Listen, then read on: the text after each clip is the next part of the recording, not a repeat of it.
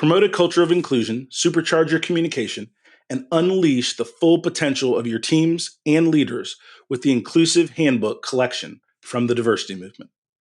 As part of the collection, I wrote the Inclusive Leadership Handbook with Kurt Merriweather to empower leaders with tools needed to cultivate a culture that fosters creativity, innovation, and employee engagement.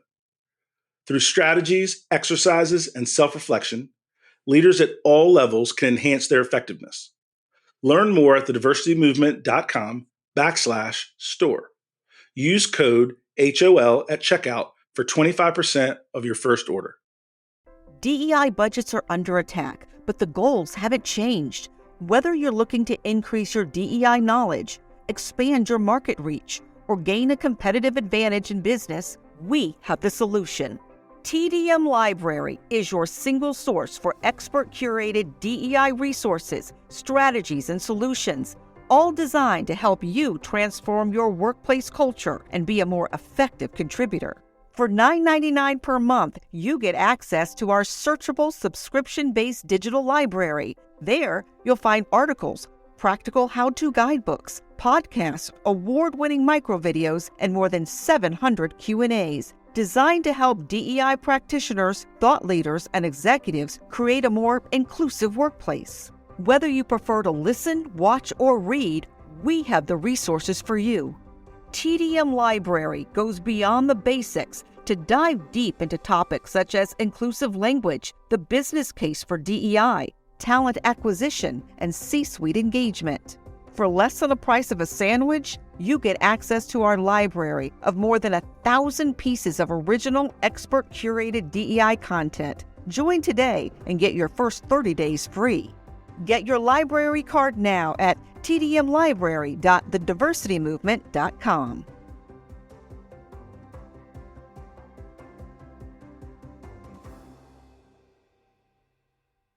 You can't stop me, nothing's gonna stand in my way. Nothing. I'm gonna fly higher. You're listening to the High Octane Leadership Podcast with Donald Thompson. The world is shifting around you. None of us were trained for this changing environment.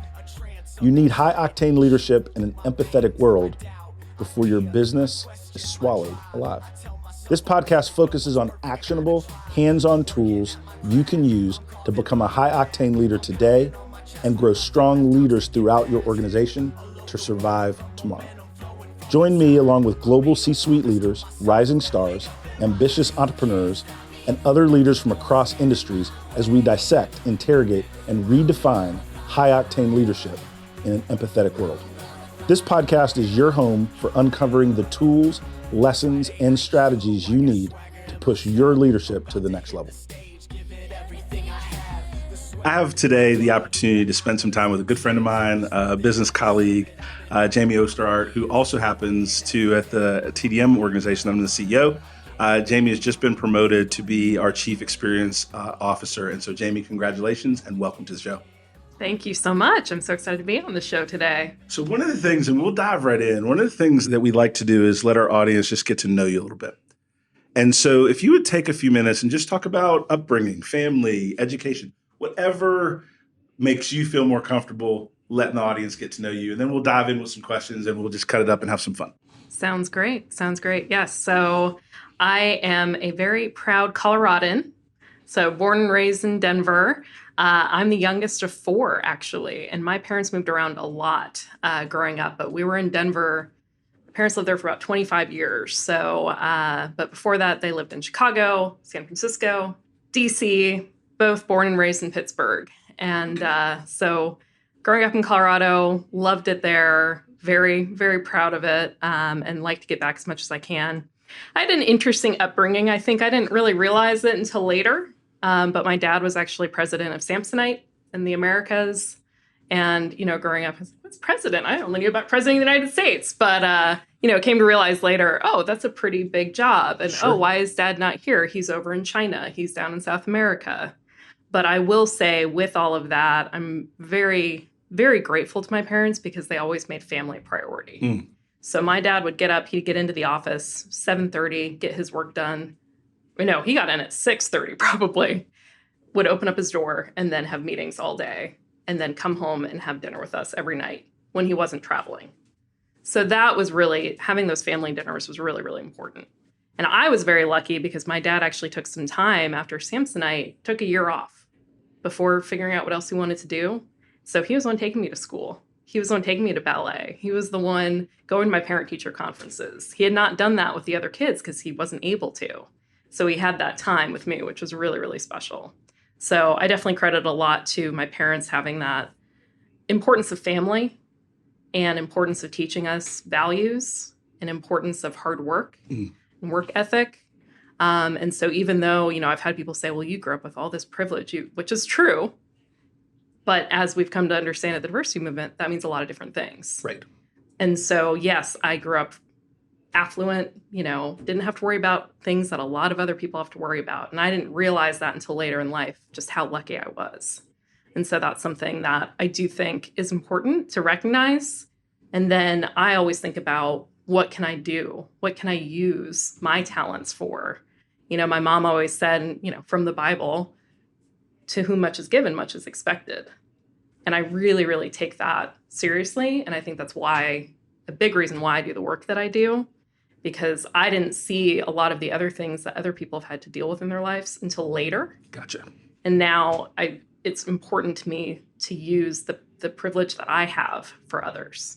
That is powerful. Thanks so much for that. And we're all influenced so much by how we were raised and Absolutely. the influences in our early development and different things of that nature. I want to talk a little bit about your role at the diversity movement and what is a chief experience officer and what do you do at the diversity movement and how do you make an impact in the work that we're doing? Absolutely. So I think, in thinking about the title in particular, and you and I had some good conversations about it. And then once we landed on Chief Experience Officer, that's it. Of course, that's it. And reading, in the Harvard Business Review, it is a role that is becoming more and more important, especially in this day and age. And the reason being that our experience at the workplace is critical for being able to deliver whatever we're delivering to customers. So whether it's in retail, whether you're delivering services, whether you're delivering technology or products, if you have a better work experience, then you will do a better job for your customers and for your clients. So my role, as I see it, is really to ensure that we're delivering everything we tell our clients to do to our own people, and that we're doing that so that we can continue to create this great experience for each other and for all those people that we serve. That's a wonderful lead in. One of the things that's happening in our society today, right, is diversity has been hijacked, unfortunately, in a negative way, right, by a lot of folks that are really jockeying for political power, right? So diversity is woke, diversity is quotas, diversity is, and it never really ends with anything positive, right? It's always something really, really negative. One of the powerful things that we do, and you're a big part of, is linking diversity, equity, inclusion, right, to the business impact. And what you just described is, in order for businesses to have that financial, cultural, that long-term sustainable impact, is you have to have employees engaged. And employees aren't going to be engaged without having a great experience. So with that, dig a little deeper for me in some of the things that you help teach and train organizations to really uplift that employee experience. Absolutely. Well, one of the things I'll start with is just when employees feel that they are included and that they belong, there's been all these studies, they're 13% more productive. Well, what does that mean? If you take that into the number of hours per week, it's a significant amount. If you think about the cost of turnover, if you don't hire the best person and then if they get there and they don't feel included, you're missing out on thousands and thousands of dollars. And you can do the math for your own organization and understand what that bottom line impact is. So you think about if someone gets there and they not only feel welcome, they are able to do their very best, most productive work, you're making money and you're saving money. And that's what's so critical. And so when we think about people saying, well, yeah, it's just woke, it's just this. Well, no, it has real bottom line impact. And the difficult thing is it takes some time. As we all know, this is a journey. It's not something where you can flip a switch and change it overnight. It takes time to develop. And so because of that, certain people are just a little bit too short-sighted and say, nope, this isn't working. Let's cut it off. Yeah. So when you think about, we talked about employee experience, talked about a little bit of your background. I'm interested in this answer also. I know part of it, but you went to Cornell, right? So very, what I would say is a hard school to get into, right? When you look at the academic rigor, right, required there and did well there, you're an entrepreneur. Before you started working at the diversity movement, you ran your own very successful consultancy and were moving and shaking there. And that's how we met initially, where you worked with us a little bit. Why the diversity movement? Like you weren't hanging out looking for us. You know what I mean? So tell me a little bit about why you've joined and then why you stay. Yeah, absolutely. No, thanks for that question because it's a really important one. And I've worked here for over 3 years now. Full time, it will be coming up on 3 years this fall. But part of the reason was I had worked with Walk West before and done some work with them, talked with Kurt Merriweather here on our team, tried to do some more work. And then I remember when the course was being built, Diversity Beyond the Checkbox, Jackie Ferguson reached out on the team and said, hey, we really liked working with you at Walk West. Can you help us with some of this digital marketing stuff? And I said, I would love to, but I'm really not the best person for that. Let me recommend some other folks instead. But I really like what you all are doing. So I kept following what the diversity movement was doing at that time. And really, it was with the murder of George Floyd that the diversity movement put on a webinar. And it was you and Kurt and Dr. Stroman, and I believe there was one other. And I attended that webinar. And afterward, one of my mentors, Lisa, who's the executive director of Raleigh City Farm, also attended. And we just called each other after and said, wow, that was amazing. That was so impactful. And I told Lisa, I said, I'm going to get involved. I want to get involved with these folks. So I'd already emailed Jackie and said, hey, I see what you all are doing. This is great. Emailed Kurt, said, hey, I really want to get involved. And Jackie said to me, what we really need is content. Can you write? And I said, yes, I was actually an English and history major in college, so I'd love to write. And I was honestly really nervous because I was talking to her about what I wanted to write about. And I said, I really want to explore my history of learning about racism in this country because I clearly didn't learn the whole truth. And I want to know why that is, especially as a historian. And I was so nervous talking to her because I thought in my head, she's going to think this is silly. She's going to think this is stupid. I don't know. But I had the courage to say, this is what I'm thinking. And her response was, Jamie, that's really powerful. People need to hear that story. And I think it's really going to resonate with our audience. And so just with that, it gave me that confidence. And I wrote, and I remember I gave it to her and she said, this was great. I was able to kick back and I didn't have to do a whole lot of editing. And just that little bit made me feel, okay, my voice is important. It is powerful. And it might even be a little bit more powerful because people might listen to me because I am not Black and I do not understand that lived experience. But how I learned about it isn't right. And it wasn't that it wasn't right, because even in the blog, I explore elements of it. I was taught the history that was known. I actually took a class at Cornell my freshman year, the Civil War and Reconstruction. And we talked about Wilmington and what happened in 1898. And it was a race riot. That's what it was called. And the reason was, after I took that class, a month later, the state of North Carolina actually released a report of what happened. And it was not a race riot. It was a coup. Yes. It was one of the first coups. And I didn't know that. And surely you'd think, oh, my professor would have known that. Well, he taught the history that was known. Correct. It only came out a month later. And it was literally a month. I remember going back and doing that. And I couldn't believe it. And so I said, what else don't I know? And what else can I share? And so that was really the turning point for me, going to that webinar, hearing you, hearing Kurt, Dr. Stroman, and then really working on that blog with Jackie. And then I had the great privilege to work with Kurt and Jackie and our client and really help them and see that, yes, what I thought and what I could bring to the table was valuable. So one of the things I want to expand on and get your opinion and your perspective, because it's happening a lot now where history is being rewritten. People are actively looking to omit components of American history, which includes the things that we can be proud of as Americans, but also things that we need to learn from so that we don't repeat, right? And I'm interested in your thoughts on how do we combat that wave of, whether you call it whitewashing, whatever you call it, Yeah. right? What do we do about it? How do we think about it? So one of the things that I read back around this time was the book Caste by Isabella Wilkerson. And she has in it a great section, and I will not do it justice, but she talks about this old home, and she talks about how she purchased this old home and how she wasn't the one that was responsible for building this home. She wasn't there 100 years ago when the home was built, but she now owns it, and it's her responsibility to fix anything that's broken so that she can continue to live in this home. And so I like to think about it that way. If we don't know what the issues are, we can't fix them. And it's not about pointing blame and saying, well, your ancestors did this, but it's about, well, this is what happened. This is the facts and the history of it. What are we going to do about it to build a better world for the next generation? Yeah. And I think one of the things that the diversity movement that we've really worked hard to do is create that linkage between the work in diversity, equity, inclusion and building a better business. Yep. And keeping that relatively simple, right? And certainly there are folks that are more on the social justice arena. We're aware, we're involved, but that's not the primary focus of our business. Our business is to help business leaders and the teams that they build, right, bring their best selves to work so they can be more productive and grow and add market share and all of that good stuff.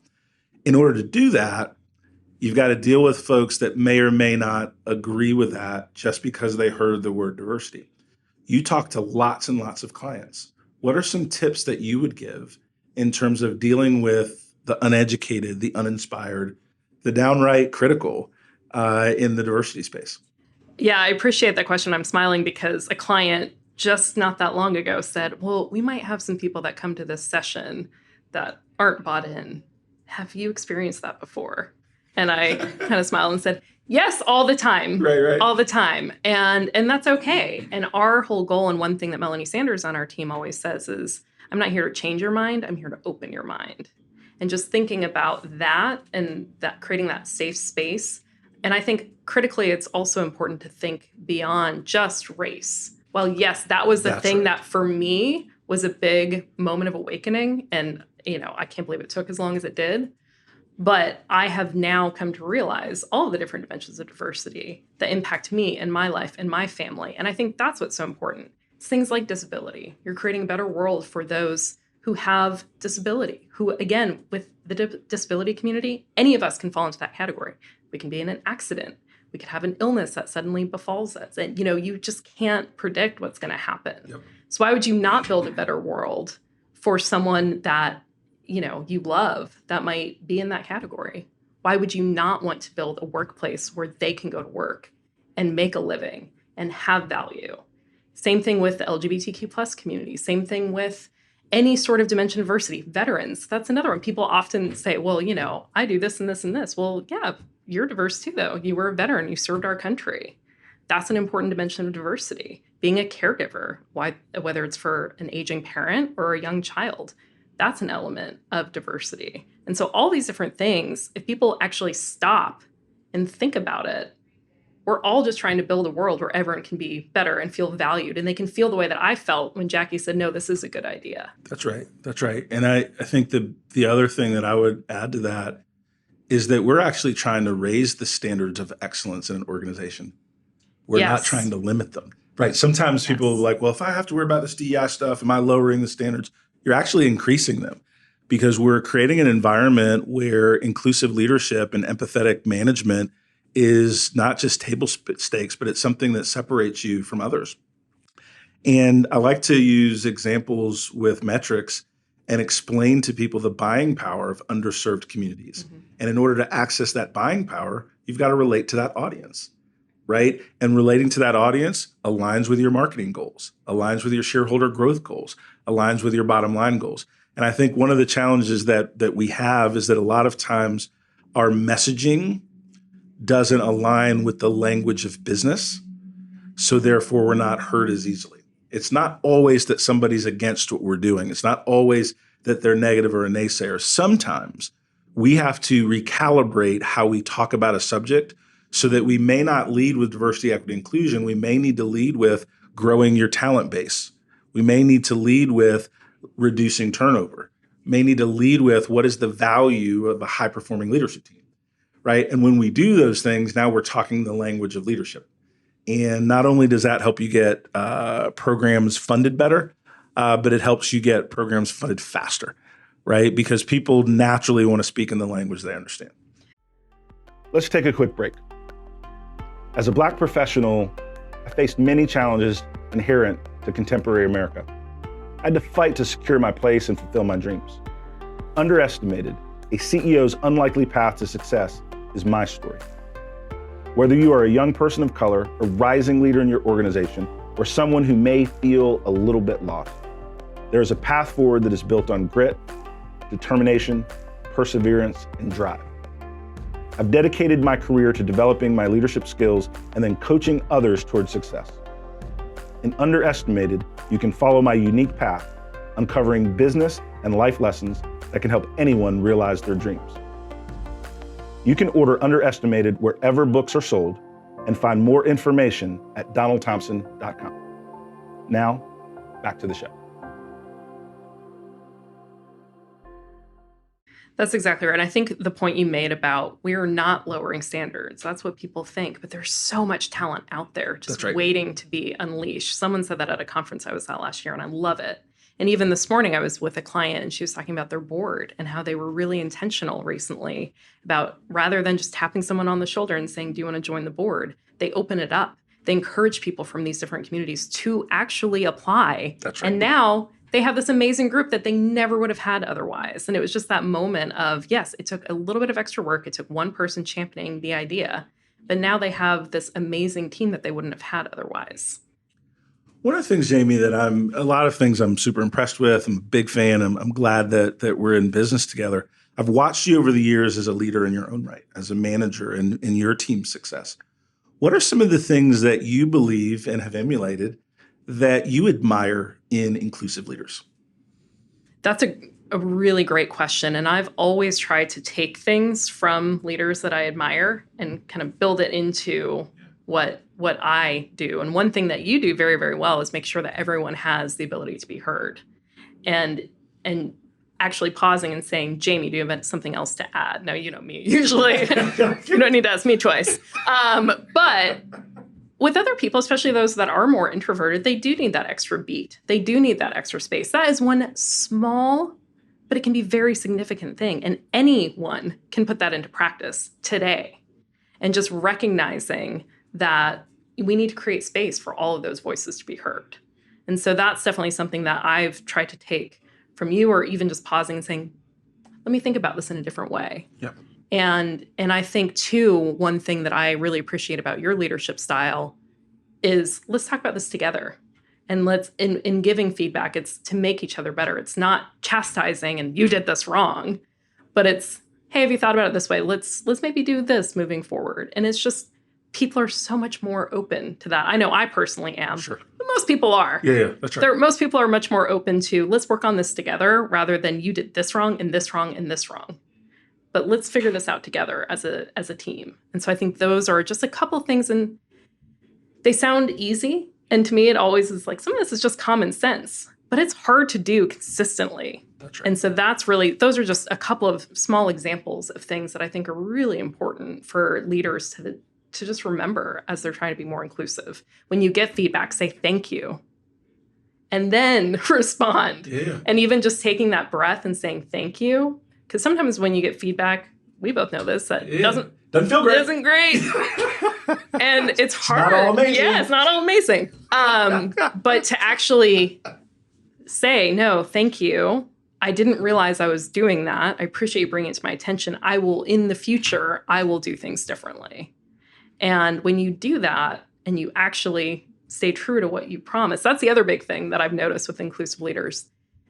Do what you say you're going to do. And again, it sounds so simple and sounds like common sense, but if you say you're going to do something, do it. And if you don't do it, say why you didn't do it.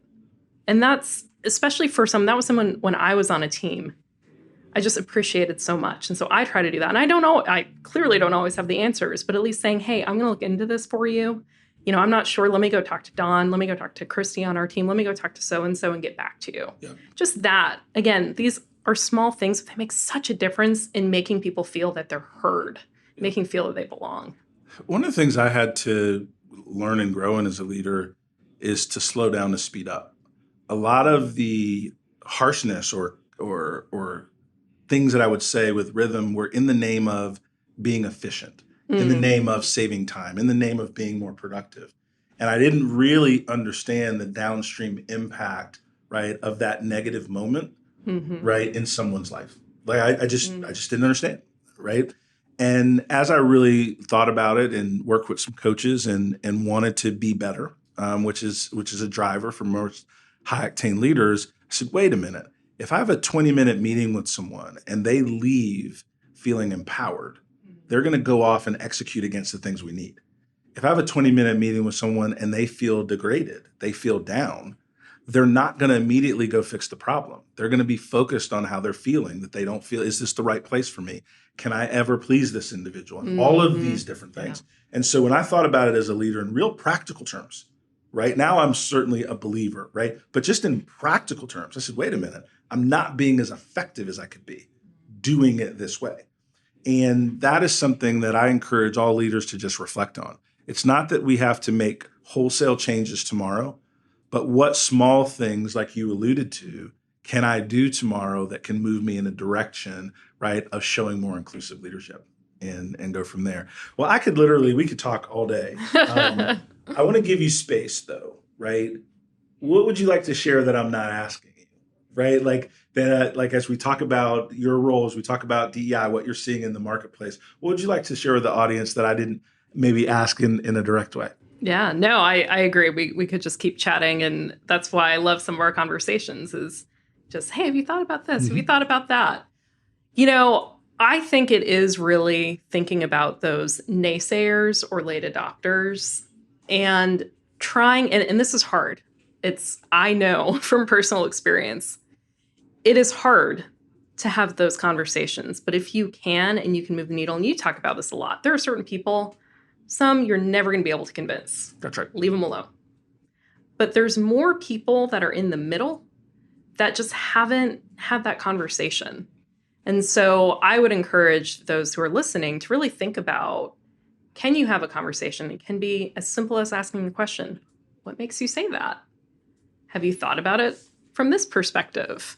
And that can really open up the dialogue. And so I would encourage folks who are listening to, especially in the DEI space, it's so easy to get into our little bubbles where everyone agrees.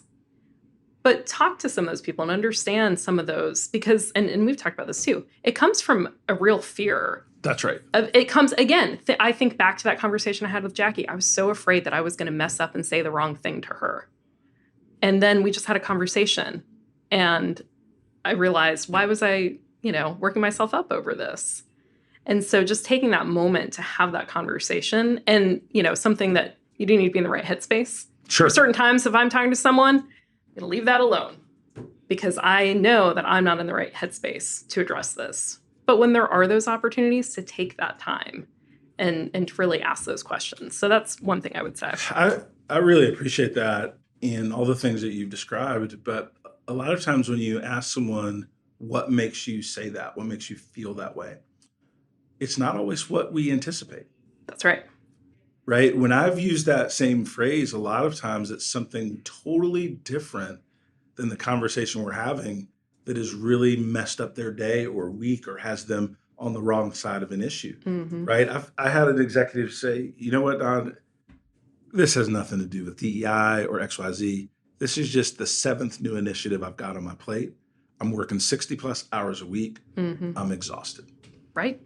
And so it doesn't matter if you were talking about toothpicks, right, and flowers. I would still probably be upset because it's one more hour that I'm not doing the other things I need to get done. That's right. And I'm feeling overwhelmed. And I said, man, that is totally honest and open, and we need to understand that. Because a lot of times we're asking people within organizations to work on initiatives they're not comped for, they don't have time for, there's not a team for, and none of their goals have changed. And then we're upset as leaders of why everybody's not into it, right? And, another thing that I've heard back when I've asked that question, and this has been more focused on folks that have deep religious backgrounds, is, listen, I feel like new ideas are being pushed on me versus expanding my point of view. And a lot of times I'll say very simply, the goal of DEI work, the goal of working with TDM is how to help you be a better leader. Mm-hmm. So we're not trying to change your Christianity. We're trying to expand your view of the world, view of people, so that more and different types of people can be productive as a client of yours, as an employee of yours, as a stakeholder in common of what you're doing.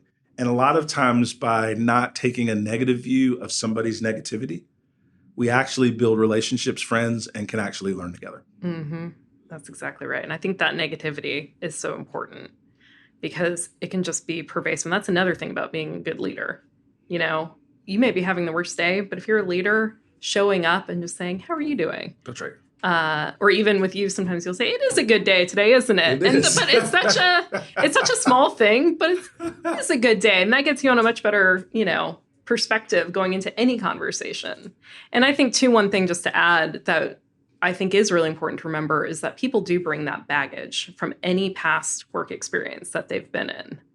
And so you can be the most inclusive leader, but you have to remember those people are coming with some bad experiences elsewhere where they did have those meetings they got yelled at or screamed at by an employer or a client. And so that's one thing too, especially with mental health being so critically important right now, being aware of all the things that are going on in an individual's life from a family perspective, from a past perspective, from the world perspective, all the things that are happening, that mental health and just being aware of maybe today is not the right day to have this conversation with Dawn, or today is not the right day to have this conversation, and just recognizing that I think is a really important part of being an inclusive leader as well. Wow, man, that is fantastic. I really appreciate it. Here at the Diversity Movement, we take our client satisfaction very seriously, right?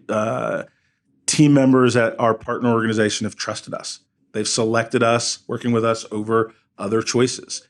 There is a lot of visibility to what they're doing.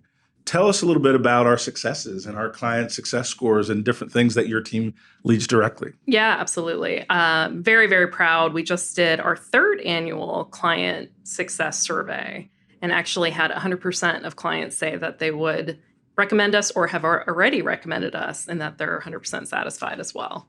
I'd love to get everyone to be extremely satisfied, but I'll take the satisfaction to very satisfied. So incredibly proud of that. That's especially because this work is hard. And I think that's what people do appreciate about the diversity movement is that we're not those folks coming in saying, you have to do this and you have to do that. No, we're trying to meet you where you are and help you move forward. That's actually our guarantee, as we were talking about creating our organization anchors. Our guarantee is that we're going to meet you where you are and help you move forward. Well, I will tell you, Jamie, I don't see the business without you.